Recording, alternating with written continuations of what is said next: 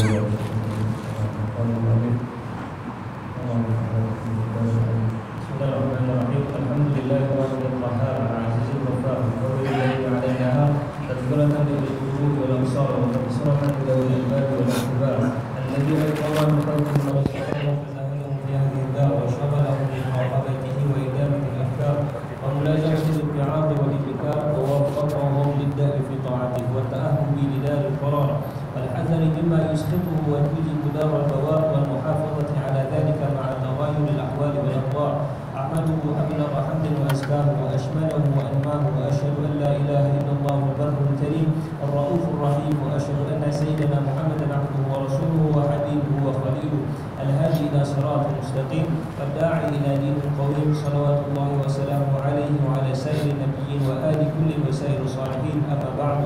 Dengan menyebut nama Allah yang Maha Pengasih lagi Penyayang, segenap puji bagi Allah yang Maha Esa lagi Perkasa, Maha Mulia lagi Pengampun, menciptakan perputaran malam dengan siang agar menjadi peringatan bagi orang-orang yang menggunakan hati dan penglihatannya, juga sebagai bahan pemeriksaan bagi orang-orang yang menggunakan mata hati serta suka mengambilnya menjadi suri teladan. Allah itulah yang membangunkan dari sebahagian makhluknya orang-orang yang dipilih olehnya, maka diluhurkan mereka itu di alam dunia ini dan dipersibukkan olehnya untuk senantiasa bermuraqabah dan terus-menerus memikirkan, juga mengekalkan dalam memberikan nasihat, petua dan peringatan pada lainnya. Mereka itu juga diberi olehnya taufik, yakni pertolongan untuk tetap mentaatinya dan pula bersiap sedia untuk memasuki alam kekekalan, yakni akhirat. Bahkan diberinya pula taufik untuk selalu takut akan memperoleh kutukannya atau apa sahaja yang menyebabkan kesengsaraan di perumahan akhirat nanti. Itulah yang selalu mereka jaga, sekalipun bagaimana juga adanya perubahan keadaan dan taraf-taraf kehidupan. Saya, yakni Imam Nawawi, memuji kepada Allah dengan pujian yang setinggi-tingginya, sebaik-baiknya, sesempurna-sempurnanya dan secukup-cukupnya. Saya juga menyaksikan bahawa tiada Tuhan melainkan Allah yang Maha melimpahkan kebaikan lagi dermawan, Maha penyantun lagi penyayang. Saya menyaksikan pula bahawa sesungguhnya Muhammad Rasulullah SAW adalah hamba dan rasulnya, kekasih dan kecintaannya, juru penunjuk ke jalan yang lurus, pengajak kepada agama yang benar. Seluruh kerahmatan Allah dan salamnya tetap atas beliau dan pula atas sekalian para nabi dan keluarganya masing-masing, dan pula atas semua orang yang saleh. Sesudah kata pengantar di atas, Allah Subhanahu wa taala berfirman, "Wa ma khalaqtul jinna." Al-Imam An-Nawawi dalam mukaddimahnya memulai dengan Bismillahirrahmanirrahim serta memuji kepada Allah dan berselawat kepada Nabi Muhammad sallallahu alaihi wasallam. Adalah mengambil satu sunnah di dalam Al-Quranul Karim, di mana Allah Subhanahu wa taala memulakan surat Al-Fatihah dengan bacaan Bismillah. Maka para ulama meniru cara Allah Subhanahu wa taala dalam firman-Nya, dalam kitabnya. Ketika mereka para ulama ingin mencatat, menulis kitab, maka meniru bagaimana Allah memulai kitabnya.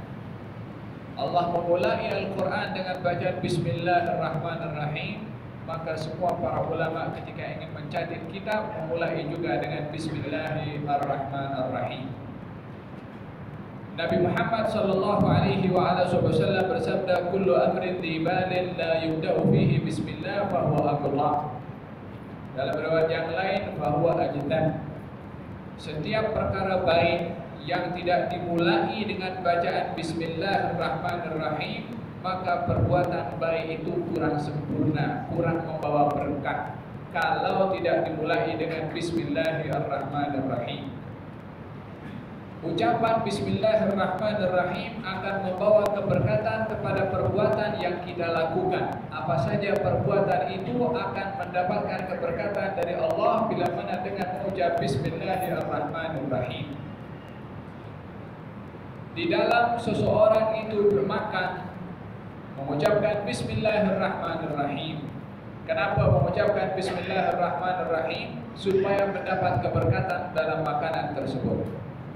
Satu hari baginda Rasulullah sallallahu alaihi wasallam duduk dengan para sahabat, lalu dihidangkan makanan dalam satu dulang.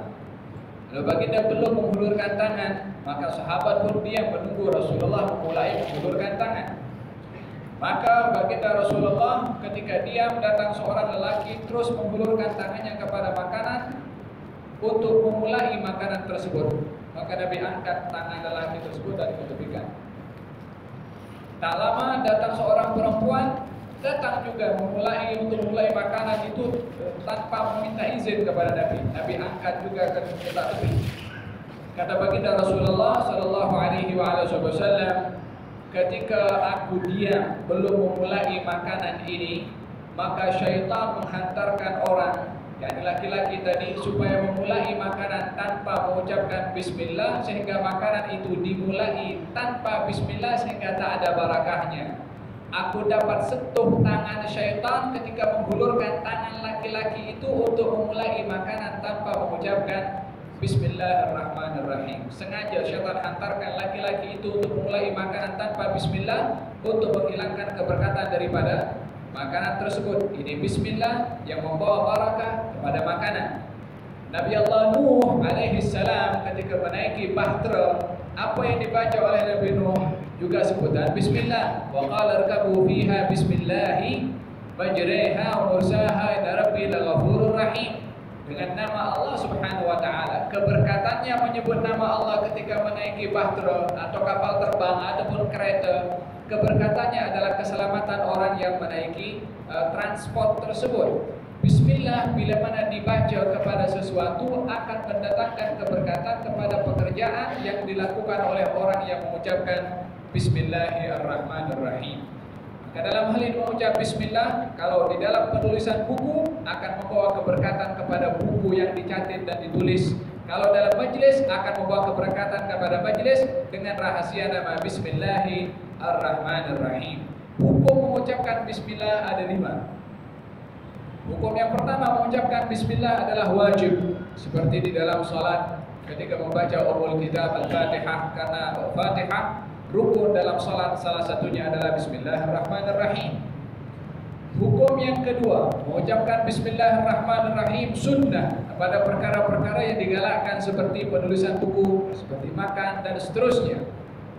Dan yang ketiga, hukum mengucapkan bismillahirrahmanirrahim adalah menjadi makruh bila mana melakukan perkara yang makruh, seperti mencabut rambut putih. Bismillahirrahmanirrahim, makruh, sebab mencabut rambut putih juga hukumnya adalah makruh.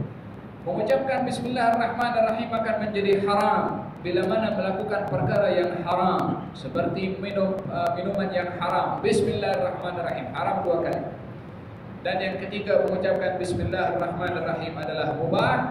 Yang kelima, mengucapkan bismillahirrahmanirrahim adalah mubah bila mana melakukan perkara-perkara yang mubah ataupun yang harus, akan tetapi diganjar walaupun ianya perkara yang harus karena zikir bismillahirrahmanirrahim. 5 hukum di dalam mengucapkan bismillahirrahmanirrahim.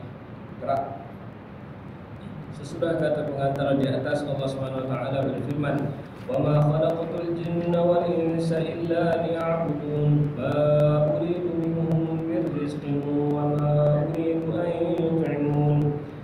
Aku tidak menjadikan jin dan manusia itu melainkan untuk menyembah padaku. Aku tidak ingin memperoleh rezeki dari mereka dan aku pun tidak ingin supaya mereka memberikan makanan padaku. Ayat di atas itu merupakan penjelasan bahawa mereka itu diciptakan untuk beribadat kepada Allah. Oleh sebab itu sudah seharusnya lah bahawa mereka itu selalu memperhatikan untuk apa mereka diciptakan, dan hendaknya pula memalingkan perhatiannya dari bahagian-bahagian duniawi dengan jalan melakukan kezuhudan. Sebabnya ialah kerana dunia ini adalah rumah yang pasti rosak, bukan tempat kekal. Dunia adalah sebagai perahu penyeberangan, bukan rumah bersenang-senang. Ia adalah ketentuan perpisahan, bukan negeri kelanggengan atau tetap kekal. Oleh sebab itu penghuni dunia yang waspada ialah mereka yang suka beribadat. Bahkan manusia yang paling berakal ialah mereka yang menjalankan kezuhudan di situ. Allah Subhanahu wa taala berfirman, "Innama mathalul hayatid dunya kama in anzalnahu minas samaa'i fakhtalata bihi nabatul ardi mimma ya'kulun nas wal an'amu hatta idza akhadhatil ardu zukhrufaha وزينت وظن أهلها أنهم قادرون عليها أتاها أمرنا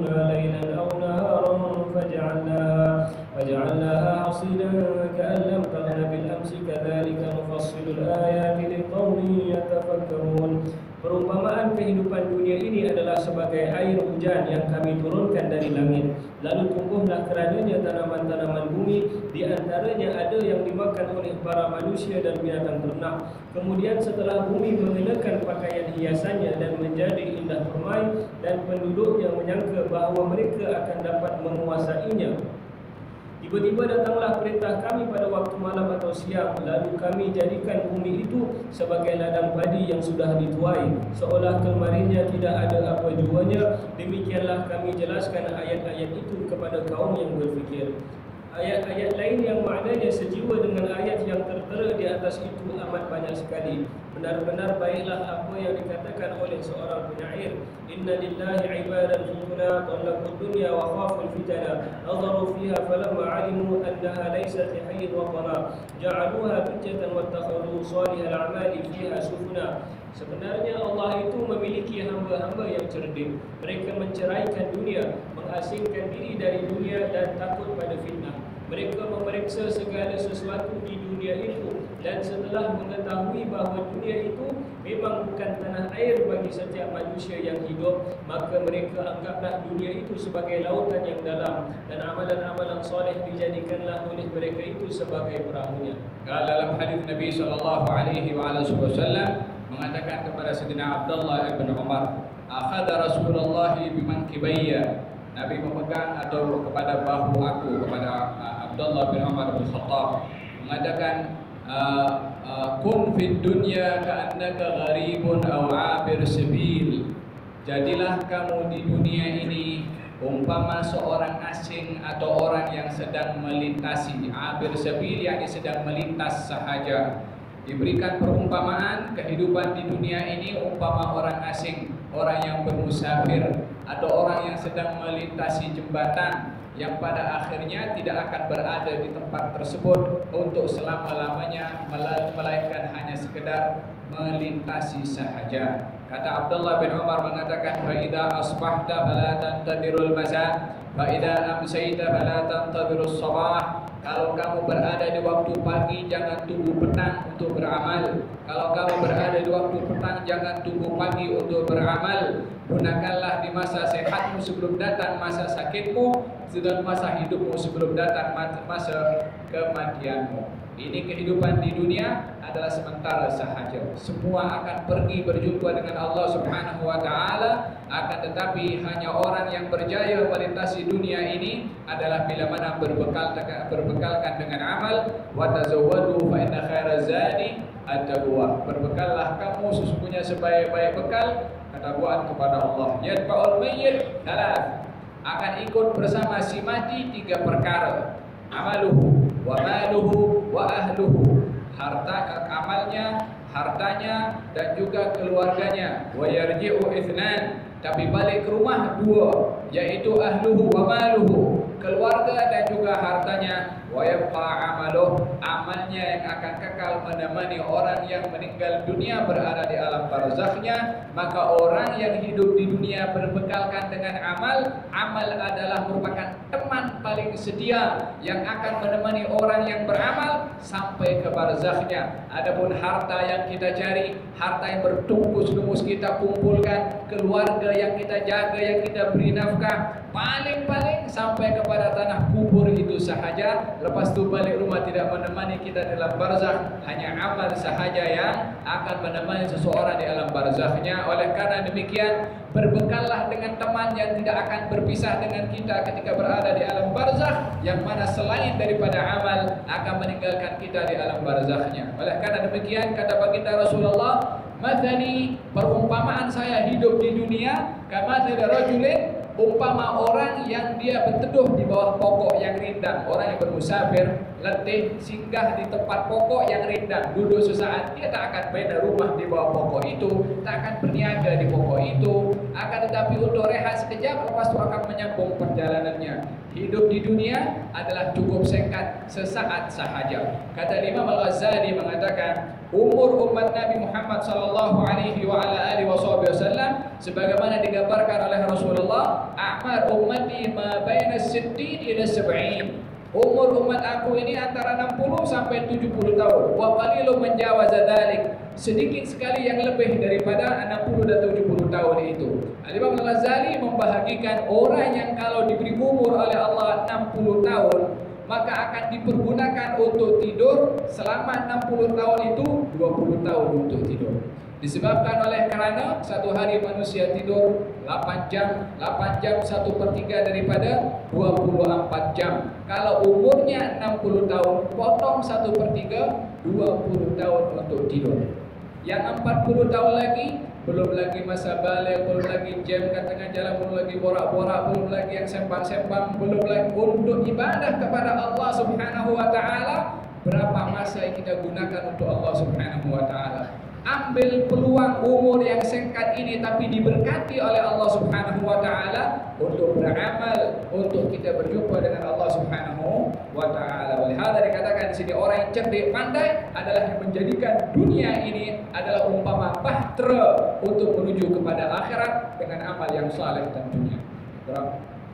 Jikalau keadaan dunia adalah sebagaimana yang saya terangkan itu, dan jikalau hal ihwal kita dan gunanya kita semua diciptakan itu adalah sebagaimana yang saya huraikan di atas, maka haruslah bagi setiap orang yang mukallaf, akil dan baligh supaya menerjunkan dirinya di dalam jalan yang dilalui oleh orang-orang pilihan, dan pula mengikuti jalan yang ditempuh oleh para ahli berfikir dan suka memeriksa dengan ketelitian. Selain itu, hendaklah pula bersiap sedia untuk melaksanakan apa jua yang sudah saya tunjukkan di muka, dan lagi memperhatikan pada apa saja yang saya peringatkan untuk dikerjakannya itu. Adapun sebenar-benarnya jalan bagi orang mukallaf dan sebaik-baik jalan yang perlu ditempuh untuk mencapainya itu ialah melaksanakan secara sopan dengan berdasarkan petunjuk yang benar dari Nabi kita, penghulu sekalian kaum yang terdahulu dan yang menyusul di belakangnya. Kerahmatan Allah dan keselamatannya tetaplah atas beliau dan atas semua para nabi. Allah Subhanahu wa taala berfirman, wa ta'awanu 'alal birri wat taqwa, dan tolong-menolonglah kamu dalam melakukan kebaktian dan ketakwaan. Sahih pula keterangan yang datang dari Rasulullah sallallahu alaihi wasallam bahawa beliau bersabda, wallahu fi 'auni al-'abdi ma kana al-'abdu fi 'auni akhihi. Allah itu sentiasa memberikan pertolongan kepada hamba-hambanya selama hamba itu memberikan pertolongan pada saudaranya.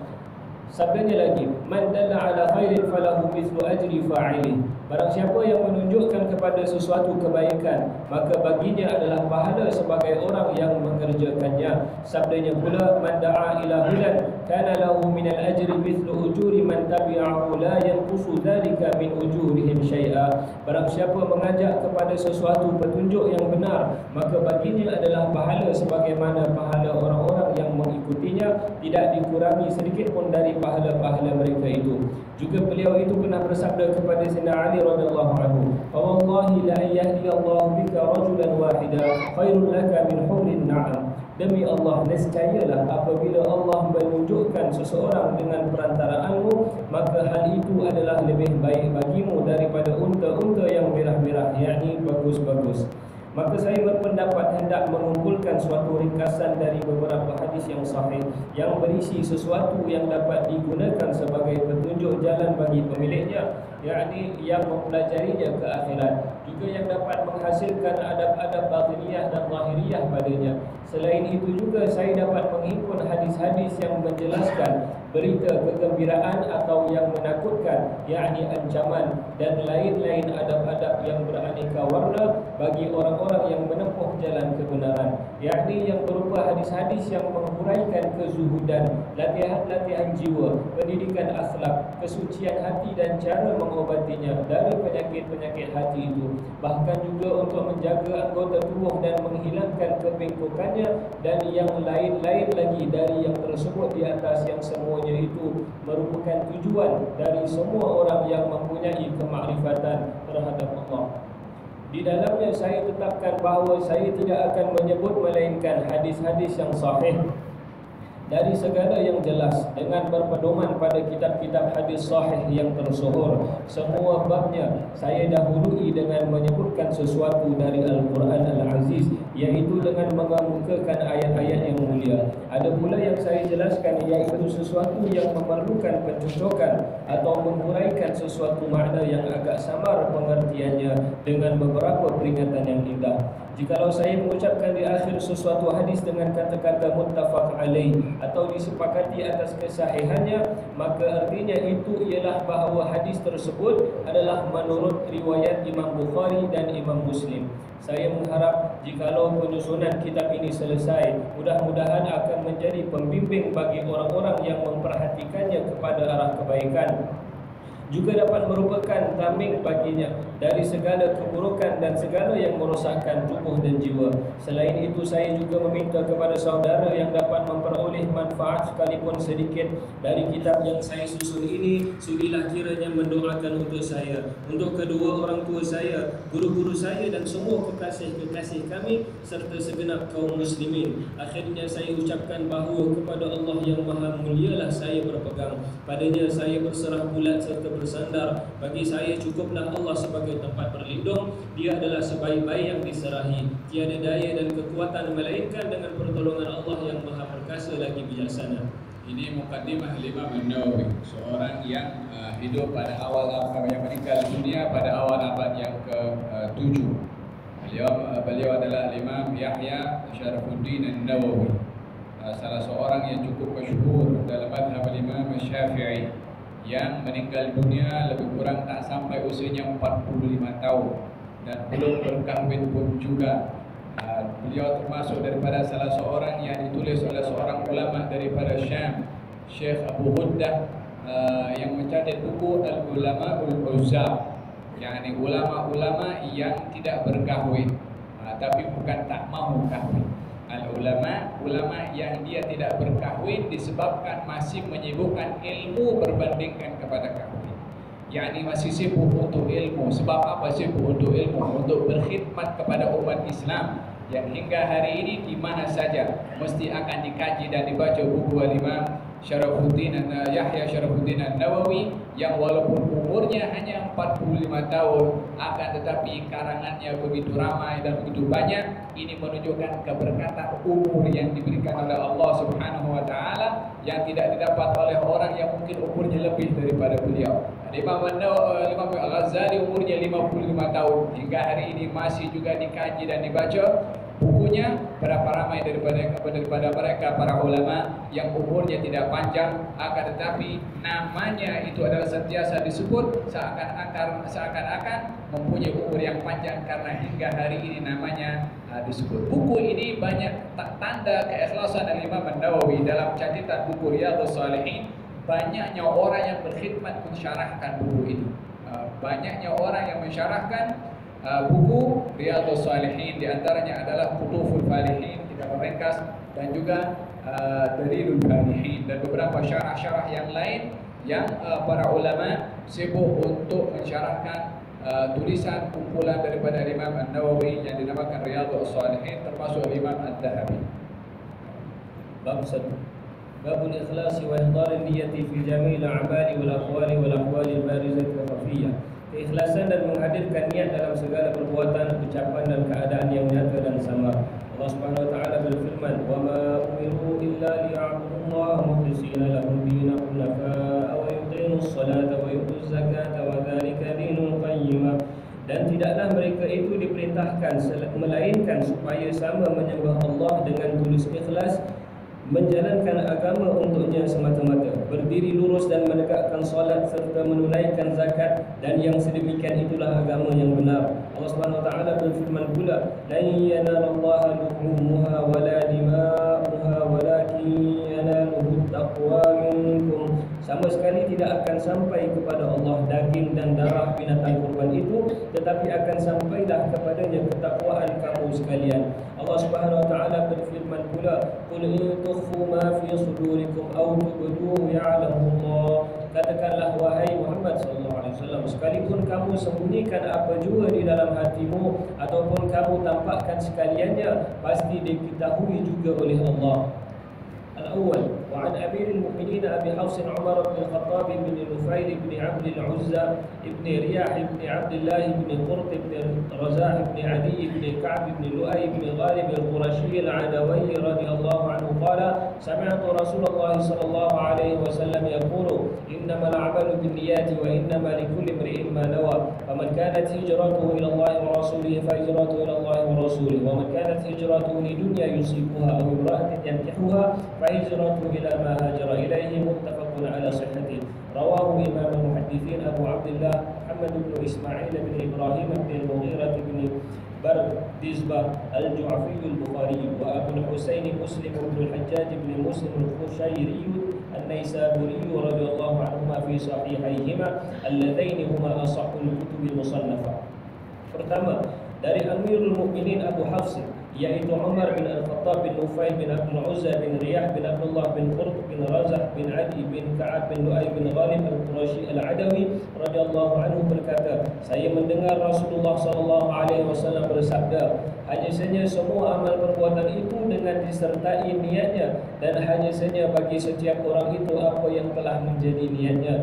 Maka barang siapa yang hijrahnya itu kepada Allah dan Rasulnya, maka hijrahnya itu pun kepada Allah dan Rasulnya. Dan barang siapa yang hijrahnya itu untuk harta dunia yang hendak diperolehinya ataupun untuk seorang wanita yang hendak dikahwininya, maka hijrahnya adalah kepada apa yang dimaksudkan dalam hijrahnya itu. Muttafaq, disepakati atas kesahihannya hadis ini. Diriwayatkan oleh dua orang imam ahli hadis yaitu Abu Abdullah Muhammad bin Ismail bin Ibrahim bin Al-Mughirah bin Bardizbah Al-Ju'fi Al-Bukhari, lazim disingkatkan sebagai Bukhari saja, dan Abu Husain Muslim bin Al-Hajjaj bin Muslim Al-Qushairi An-Naisaburi, lazim disingkatkan sebagai Muslim sahaja radhiyallahu anhuma dalam kedua kitab masing-masing. Yang keduanya itu adalah sesahih-sahihnya kitab hadis yang dikarangkan.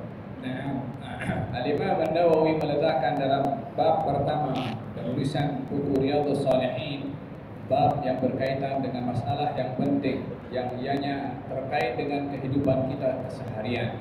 Yang pertama adalah mengenai ikhlas, yang kedua adalah mengenai niat. Apa itu ikhlas dan apa itu niat? Ikhlas artinya adalah ifradul qasdi ilallah, menunggalkan maksud kepada Allah Subhanahu wa taala, itu adalah ikhlas. Wa man kana yarju liqa'a rabbih falyamal amalan shalihan wa la yusyrik bi ibadati rabbih ahada. Barang siapa yang ingin meraih ganjaran dari Allah Subhanahu wa taala, maka hendaklah beramal dengan amal yang saleh wala yusyrik, dan tidak boleh menyekutukan dalam amal perbuatan baiknya bersama dengan Allah apapun juga. Tidak boleh menyekutukan bersama dengan Allah dalam amal salehnya dengan apapun juga. Sehingga dikatakan bahwasanya orang yang beramal kerana Allah Subhanahu wa taala, yang ingin menumpukan, mensucikan niat dan matlamatnya hanya semata-mata kerana Allah, tidak mahu menyekutukan di dalam amal perbuatannya apapun juga, termasuk syurga. Yani aku beramal ibadah ini bukan nak syurga, karena Allah Subhanahu wa taala tidak ingin menyekutukan di dalam amal perbuatannya bersama dengan apapun juga bersama dengan Allah, termasuk syurga. Karena Allah. Kalau sudah amal itu kerana Allah, apa yang Allah punya semua Allah syurga, termasuk kepunyaan Allah Subhanahu wa taala. Walihada Imam Al-Ghazali mengategorikan orang menyembah kepada Allah dengan 3 kategori. Yang pertama adalah ibadatut tujjar, ibadah para peniaga. Orang beribadah kepada Allah tapi levelnya level peniaga.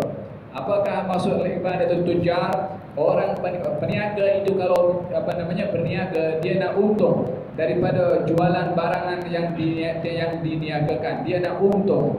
Maka orang yang beribadah kepada Allah nakkan pemberian dari Allah Subhanahu wa taala termasuk syurga, maka ini ibadahnya para peniaga. Bukan tak elok tak apa, teruskan, tapi levelnya level peniaga karena nakkan dalam ibadahnya itu satu pemberian dari Allah Subhanahu wa taala. Ada orang beribadah kepada Allah levelnya level hamba sahaya. Orang yang menjadi hamba sahaya, bila mana disuruh oleh tuannya berbuat sesuatu, maka dia akan buat, karena kalau tak buat dia takut dihukum. Orang Orang yang beribadah kepada Allah Subhanahu wa taala karena takut kepada hukuman Allah Subhanahu wa taala, maka level hamba ini beribadah kepada Allah levelnya hamba sahaya, sebab dia takut dihukum oleh Allah Subhanahu wa taala. Tapi ada orang beribadah kepada Allah levelnya adalah level orang yang merdeka, yaitu orang beribadah kepada Allah Subhanahu wa taala karena Allah adalah Tuhan yang layak untuk disembah. Seperti ini adalah seperti Rabi'atul Adawiyah yang mengatakan bahwasanya, ya Allah, kalau aku sembah Engkau karena apa? Karena nakkan syurga, jangan Kau masukkan aku ke dalam syurga. Kalau aku beribadah kepada Engkau karena takut neraka, maka letakkan aku dalam neraka. Tapi jadikan ibadah aku kepada Engkau adalah khas untuk Engkau, adalah zat Tuhan yang layak untuk disembah. Ini pure ibadah kepada Allah Subhanahu wa taala. Wa hakada ifradul qasdi, menunggalkan maksud di dalam ibadah itu semata-mata untuk Allah Subhanahu wa taala. Dalam satu peristiwa baginda Rasulullah sallallahu alaihi wasallam didatangi oleh seorang sahabat dan bertanya, "Ya Rasulullah, saya beramal saleh, ikhlas karena Allah Subhanahu wa taala. Tetapi pada masa yang sama saya nak juga orang tahu apa amal saya buat. Walaupun awalnya saya nak amal itu karena Allah Subhanahu wa taala, tapi pada masa yang sama saya nak orang lain tahu apa saya buat. Pujian ke atau ingin dinampak ke?"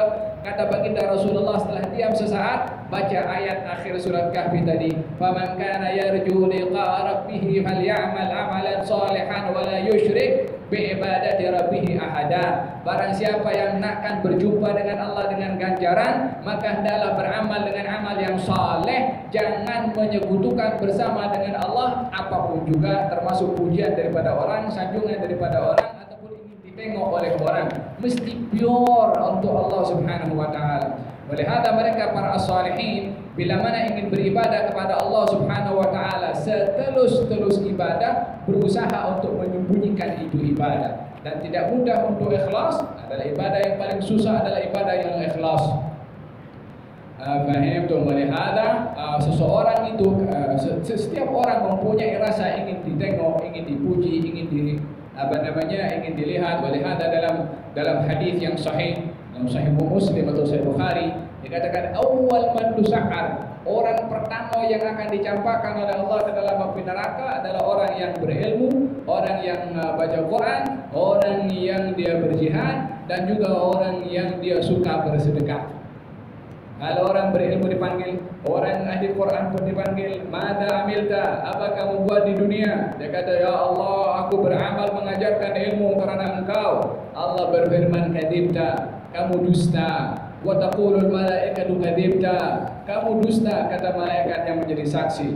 Engkau mengajarkan agar supaya orang sanjung puji engkau, orang adalah seorang yang alim. Wa qad qil, orang pun dah puji kepada engkau. Fa suhiba bihi ilan nar, dijampakan kepada neraka wal iyad billah. Orang alim, orang mengajar, tapi bila mana tidak telus dalam pengajarannya, maka Allah Subhanahu wa taala hanya melihat apa yang tersimpan di dalam hati seseorang di dalam beramal karena Allah Subhanahu wa taala. Orang yang membaca Al-Qur'anul Karim ditanya, "Mada amilta?" Dikatakan, "Aku membaca Quran karena engkau." Allah berfirman, "Kadzibta," kamu dusta. Wa taqulul malaikatu kadzibta, malaikat pun berkata demikian. Kamu membaca Al-Quran supaya orang puji suara kamu indah, orang pun dah puji kepada engkau. Matlamatnya itu, maka itu yang dia dapat. Demikian orang berjihad fisabilillah, ditanya apa kamu buat, dia mengatakan aku jihad di jalan engkau. Kata Allah, "Kadzibta," kamu dusta. Engkau berjihad agar supaya orang lain puji engkau seorang pemberani, orang pun dah puji kepada engkau. Demikian juga orang yang bersedekah dengan hartanya, ditanya apa kamu buat, aku bersedekah karena engkau. Allah berfirman, "Kadzibta." Bagaimana Allah berfirman mengatakan kadzibta, kamu dusta? Sebab Allah tengok isi hati orang yang beramal saleh itu. Maka dengan demikian perlunya di dalam amal saleh adalah menunggalkan maksud kepada Allah. Tidak semua amal yang saleh itu akan diterima oleh Allah tanpa maksud yang tunggal, hanya semata-mata karena Allah Subhanahu wa taala. Watlu alaihim naba abnai Adam id qarraba qurbanan fatuqbila min ahadihima wa lam yutaqabbal minal akhar. Ceritakan wahai Rasulullah Muhammad tentang dua anak Adam yang kedua-duanya bersedekah. Id qarraba qurbanan, kedua-duanya mengedepankan sedekah kepada Allah Subhanahu wa taala. Fatuqbila min ahadihima, tapi yang diterima satu saja. Dua-dua bersedekah, dua-dua mengedepankan hartanya kepada Allah Subhanahu wa taala. Fatuqbila min ahadihima, tapi satu diterima. Walam yutaqabbal minal akhar, yang satu lagi tak diterima. Walam yutaqabbal, tak diterima oleh Allah Subhanahu wa taala. Lesya Allah, dua-dua bersama-sama mengeluarkan sedekah. Innama yataqabbalullahu minal muttaqin. Allah hanya terima amal ibadah orang yang ikhlas karena Allah Subhanahu wa taala. Bukan yang dilihat luaran ibadah yang dilakukan, tapi yang di dalam itu yang dinilai oleh Allah. Innallaha la yanzuru ila suwarikum wala ila jisamikum walakin yanzuru ila qulubikum. Allah tak tengok rupa paras, tapi yang dilihat oleh Allah Subhanahu wa taala adalah hati. Yang kedua adalah masalah niat. Apakah itu niat? An-niyah al-qasdu, yakni maksud, itu arti niat. Qasdu syai'i muqtarinan bi fi'lihi, menghadirkan maksud ketika beramal, itu adalah niat. Qasdu syai'i muqtarinan bi fi'lihi, menghadirkan maksud ketika beramal, itu adalah arti niat. Hadis ini membicarakan tentang niat yang diriwayatkan oleh Sayyidina Umar ibn Khattab radhiyallahu anhu, seorang khalifah yang bergelar pertama kali dengan Amirul Mukminin. Sebelum Sayyidina Umar, Sayyidina Abu Bakar As-Siddiq digelar dengan Khalifatul Rasulullah. Tapi pertama yang bergelar Amirul Mukminin adalah Sayyidina Umar ibn Khattab. Sebab apa? Kalau khalifah Rasulullah itu pengganti Rasulullah. Kalau Sayyidina Umar menggantikan Abu Bakar, maknanya khalifah Rasulullah. Sayyidina Utsman khalifah Rasulullah, panjang. Tapi kalau Amirul Mukminin dia boleh kepada semua. Amirul Mukminin Umar, Amirul Mukminin Utsman, Amirul Mukminin Ali, dan seterusnya sampai zaman Bani Umayyah Abbasiyah, semuanya digelar dengan Amirul Mukminin, bermula dengan Sayyidina Umar ibn Khattab radhiyallahu anhu wa arda, yang digelar dengan Amirul Mukminin. Riwayat hidup Sayyidina Umar bin Khattab, saya rasa semua mengetahui latar belakang biografi Sayyidina Umar bin Khattab sebagai khalifah yang adil, khalifah yang tegas, dan khalifah yang amat mengambil berat tentang rakyatnya. Sehingga suatu hari orang itu kalau nampak Sayyidina Umar berjalan segan nak jumpa dengan Sayyidina Umar. Akan tetapi Sayyidina Umar yang tahu kalau rakyatnya ini segan kepada beliau, terkadang beliau ingin tahu juga apa masalah yang terjadi di lapangan. Kalau tak ada orang yang menyampaikan kepada Sayyidina Umar bin Khattab radhiyallahu anhu, masyarakat rakyat pada itu segan nak bercakap dengan Sayyidina Umar. Maka satu hari dia tutup kepalanya dengan kain begitu. Dia berjalan malam-malam. Berjalan malam menjumpai sebuah kemah yang sebelum ini kemah itu tidak ada. Tapi kenapa malam ini boleh ada kemah tersebut? Dihampiri oleh Sayyidina Umar. Kemudian kata Sayyidina Umar setelah menghampiri, mendengar suara rintihan orang sakit, seorang perempuan. Maka Sayyidina Umar mengucapkan salam. Kemudian setelah salam seorang lelaki keluar. Lelaki ini tak kenal kepada Sayyidina Umar bin Khattab. Yani ini lelaki dan istrinya Badui yang entah datang dari mana, lalu di kota Madinah dan singgah di pasang kemah di situ. Didatangi oleh Sayyidina Umar, setelah mengucapkan salam, dijawab salamnya, tak tahu kalau ini adalah Amirul Mukminin Umar ibn Khattab. Kata Sayyidina Umar, apa gerangan aku mendengar suara rintihan tangisan? Kata lelaki itu mengatakan, kamu pergi saja, jangan sibuk dengan urusan aku dengan orang rumah aku. Katanya, bagi tahulah kepada saya, mungkin saya boleh tolong. Diberitahukan kalau istrinya sedang hamil dan akan melahirkan. Kata Sayyidina Umar, ada sesiapa yang tolong ke dalam? Kata tak ada. Oke, tunggu sekejap. Sayyidina Umar balik rumah, panggil kepada istrinya Ummu Kalthum binti Ali bin Abi Thalib. Putri Sayyidina Ali Ummu Kalthum dinikahi oleh Sayyidina Umar bin Khattab.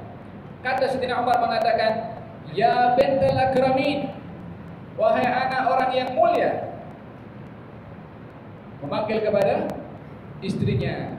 Mesra juga panggil kepada istrinya. Panggil dengan panggilan yang sopan, panggil panggilan dengan yang disenangi. Hakala Sayyidina Umar terhadap keluarganya, walaupun nampak garang, walaupun nampak tegas. tapi dalam kehidupan rumah tangganya adalah dijaga keharmonian itu oleh Sayyidina Umar bin Khattab radhiyallahu anhu warḍah. Qala inna syaitana la yafirru min dhillika ya Umar. Syaitan boleh lari daripada bayanganmu wahai Umar, tapi masih mesra dengan ahli keluarganya, masih bercakap elok dengan ahli keluarganya.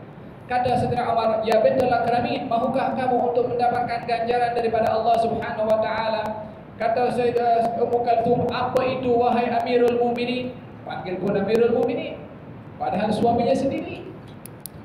Faham tak? Maka akan diceritakan apa yang berlaku. Maka Sayyidina Umar bin Khattab membawa keperluan asas untuk melahirkan, dibawa. Lalu kemudian istrinya masuk ke dalam kemah dan memanggil kepada lelaki itu supaya duduk dengan Sayyidina Umar memasak di luar kemah. Selesai masak, istrinya pun selamat melahirkan. Istri Sayyidina Umar membuka daripada kemah itu memanggil, ya Amirul Mukminin, bagi tahu kepada lelaki itu kalau istrinya sudah melahirkan bayi dengan selamat. Ini tengah masak. Sayyidina Umar tengah pegang kayu ke masak dengan badui itu. Itu badui dengan dengar panggilan Amirul Mukminin Umar berhenti dia pegang baju. Tercengang karena berhadapan dengan Sayyidina Umar bin Khattab. Katanya, kamu jangan risau, teruskan, kita masak sekejap lagi, kita bagi makan ke dalam. Wahakada perhatian Sayyidina Umar bin Khattab radhiyallahu anhu wa ardhah. Makanya dikenal dengan sifat khalifah yang adil. Dia kata, kalau aku tidur siang, aku abaikan hak rakyat aku. Kalau aku tidur malam, aku abaikan hak Tuhan aku, sehingga tidak tidur kecuali sikit-sikit sahaja. Wahakada Sayyidina Umar bin Khattab radhiyallahu anhu wa ardhah ketika didatangi oleh seorang duta daripada negara luar untuk berjumpa dengan Amirul Mukminin Umar bin Khattab. Katanya, di mana aku boleh jumpa Amirul Mukminin Umar? Dikatakan, kamu pergi pokok situ, kamu akan dapati dia sedang tidur. Pergi sana di bawah pokok itu, mungkin disangka ada pengawal sekian, bodyguard yang kawal Sayyidina Umar bin Khattab. Dia seorang saja tidur berbantalkan dengan dia punya lengan, tak ada orang jaga kepada Sayyidina Umar bin Khattab. Itu duta yang datang daripada luar terkejut dan terpegun tengok Sayyidina Umar tidur seorang, tak ada yang kawal. Katanya, hakamta wa adalta wa nimta ya Umar.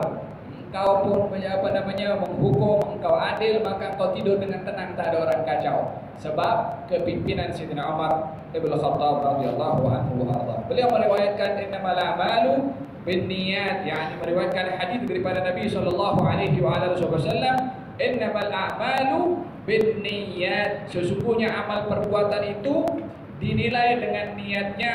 Wa innama likulli imri'in ma nawa, setiap orang adalah dinilai dengan niatnya. Kita berhenti dalam dua sentence di sini dulu. Yang pertama, innamal a'mal binniyat. Setiap amal dinilai dengan niat. Amal dinilai dengan niat. Yang kedua, setiap orang dinilai dengan niat. Apa bezanya antara keduanya? Perbezaannya adalah, yang pertama, setiap amal yang dilakukan oleh anggota tubuh badan, mata, telinga, mulut, tangan, kaki, anggota tubuh badan ini yang beramal akan dinilai oleh Allah Subhanahu wa taala dengan niatnya. Orang melihat kepada seseorang, apa niatnya ketika melihat orang lain? Ini pencuri nampaknya, ini tak betul gitu. Walaupun dia cakap dalam hati, pandangan mata kepada orang dengan pandangan hina, ini dinilai oleh Allah Subhanahu wa taala. Orang melihat kepada orang lain pandangan pandangan ukhuwah, pandangan persaudaraan, pandangan kasih sayang, ini juga dinilai oleh Allah Subhanahu wa taala. Wa idza marru bihim yataghamazun. Dahulu orang-orang musyrikin Quraisy kalau nampak kaum muslimin lewat, dia bagi isyarat dengan matanya macam ni. Untuk apa dia bagi isyarat seperti itu? Untuk berli. Dia tak cakap, tapi dengan mata. Bahasa mata ini pun ada nilainya di sisi Allah Subhanahu wa taala. Sayyidina Abdullah bin Abbas ketika menafsirkan, "Mali hadzal kitab la yughadiru saghiratan wala kabiratan illa ahsaha." Kenapa kitab ini, kitab yang akan terima dengan tangan kanan atau dengan kiri-kiri nanti di hari akhirat, orang yang menerimanya, ini kitab tak tinggal apapun yang besar ataupun yang kecil. Kata Abdullah bin Abbas, Yang kecil itu adalah ibtisam. Senyuman itu pun dinilai akan tercatat nanti di dalam kitab itu senyum. Kenapa senyum? Ada senyum sedekah, ada senyum sinis. Walaupun tak ada bercakap.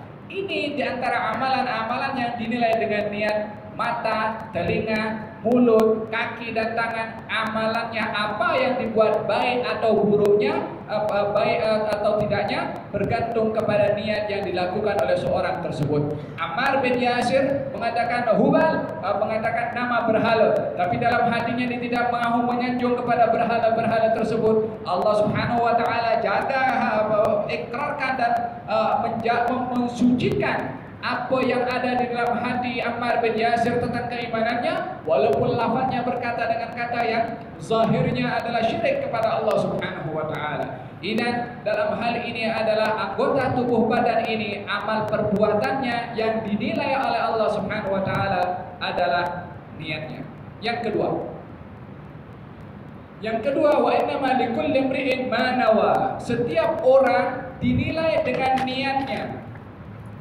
Tadi amal dinilai dengan niat. Apa saja amal yang kita lakukan, hendaklah kita koreksi niat. Tapi yang kedua ini adalah berbicara niat sebelum amal. Orang yang punya niat sebelum amal, makanya dikatakan niatul mu'min khairun min amalih. Niat seorang yang beriman itu lebih baik daripada amalnya. Macam mana niat boleh lebih baik daripada amal? Amal perlu kepada niat, tapi niat terkadang boleh menjadi satu amal tanpa perbuatan. Niat sudah menjadi amal walaupun tak ada perbuatan yang dilakukan oleh tubuh badan, tapi perbuatan tubuh badan memerlukan kepada niat. Orang nak solat, salli fardhu al-maghribi wa salli fardhu al-isya, karena masih ada niat. Nak berpuasa, nawaitu shawma ghadin. Nak bagi duit, bergantung kepada niatnya, zakat atau sedekah ataupun kafarah ataupun nadar.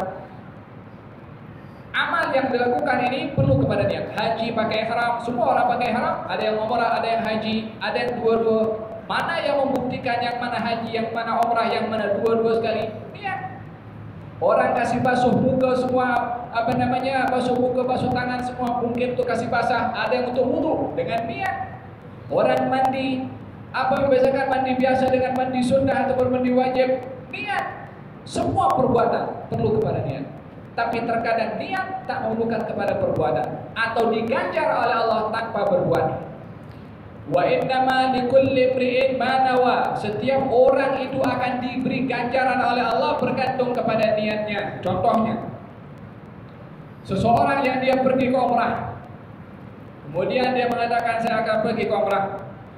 Bila mana kemudian di sana ada teman saya duduk di tempat si fulan, saya akan berziarah kepada teman saya. Oh, di sini ada orang yang alim, saya akan berziarah kepada orang alim itu.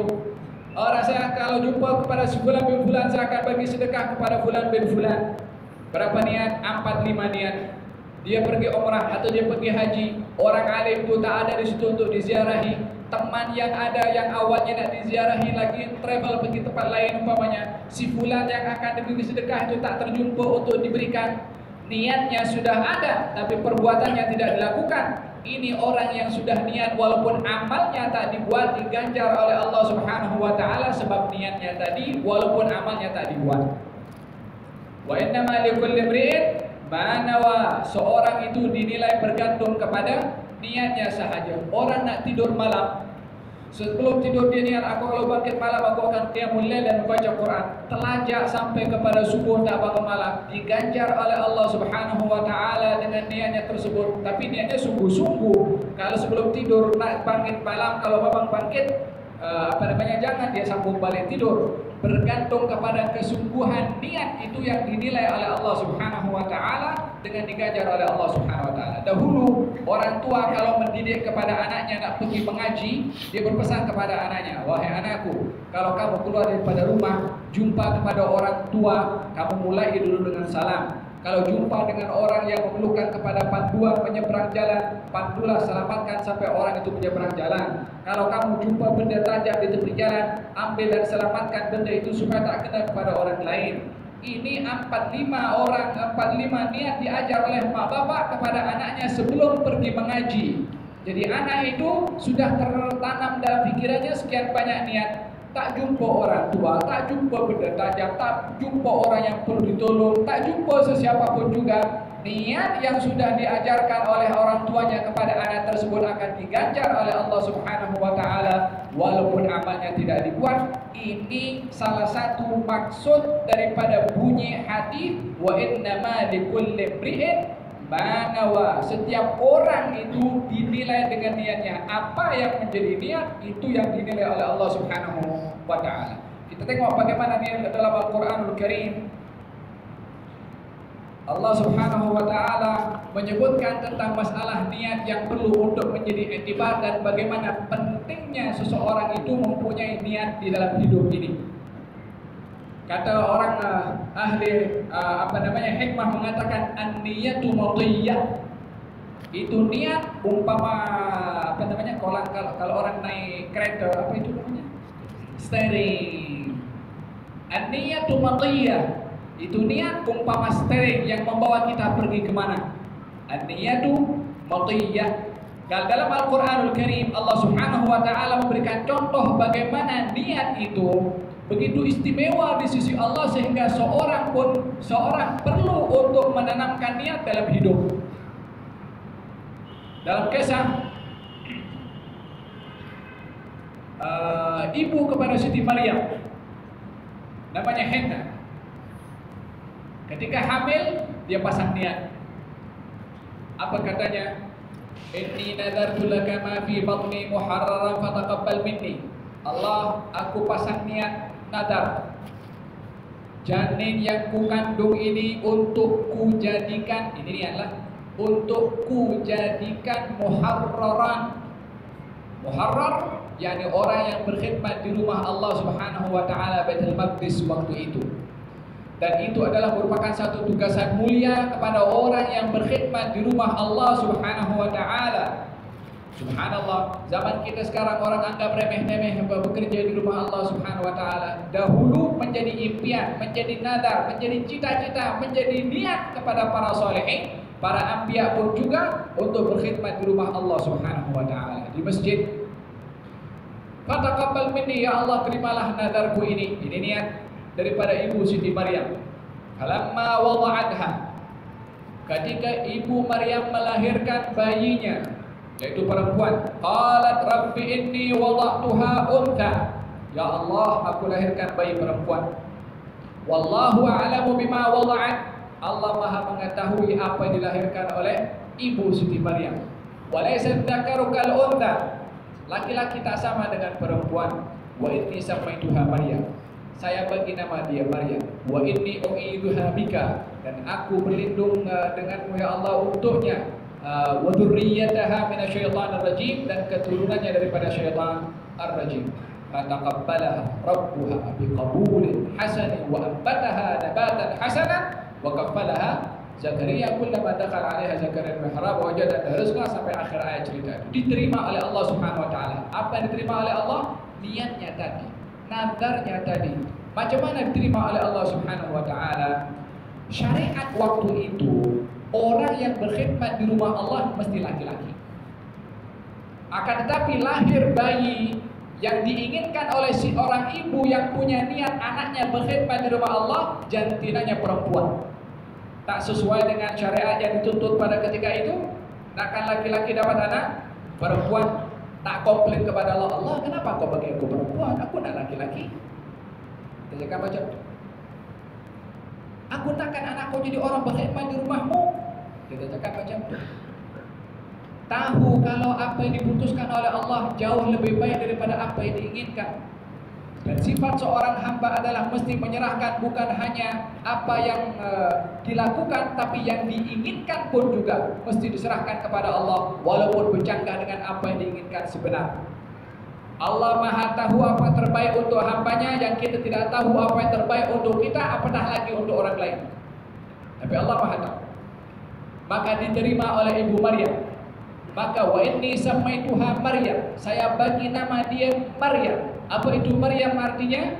Orang yang berkhidmat di rumah Allah di Baitul Maqdis.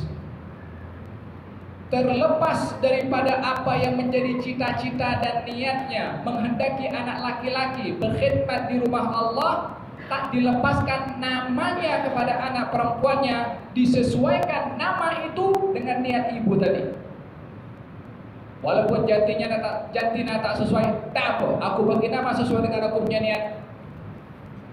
Sehingga didapati dalam Al-Quran tak ada nama perempuan disebut kecuali nama Maryam.